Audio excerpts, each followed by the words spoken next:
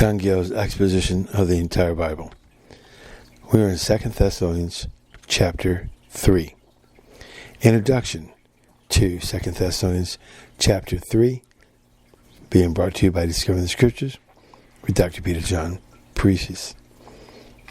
In this chapter, the apostle requests of the Thessalonians that they would pray for him and other gospel ministers, and he puts up prayers for them, gives them rules about dealing with disorderly persons, and concludes the epistle with his usual salutation.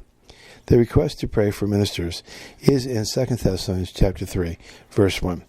The petitions to be made for them are that their ministry might be succeeded and their persons preserved and delivered from evil-minded men, destitute of faith in Christ. 2 Thessalonians chapter 3, verse 1. And for the consolation of the saints, observes the faithfulness of God, engaged in their behalf to establish them in the faith they had, and to preserve them from everlasting and person that is evil. 2 Thessalonians chapter 3, verse 3. And expresses his confidence in them with respect to their walk in conversation. 2 Thessalonians chapter 3, verse 4. And then prays for them that their hearts might be directed into the love of God and patience of Christ. 2 Thessalonians chapter 3, verse 5. And next follows an order to withdraw from every disorderly walker, particularly idle and slothful persons.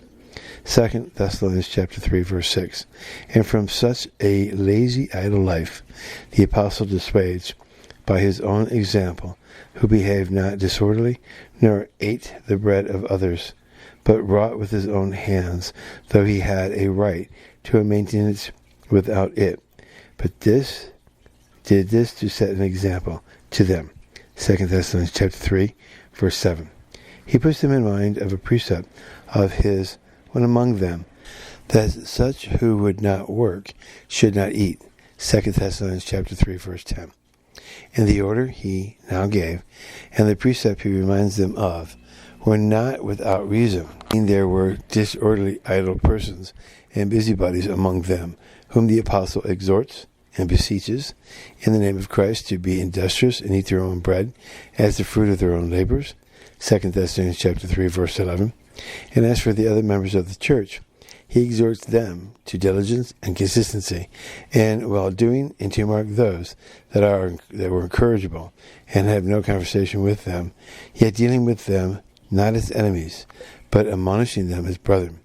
2 Thessalonians chapter 3, verse 13, and closes all with prayers that the Lord would give them peace and grant his presence to them, and with his usual salutation, written with his own hand, as a token of this being a genuine epistle of his, and by which every epistle of his might be known. 2 Thessalonians chapter 3, verse 16.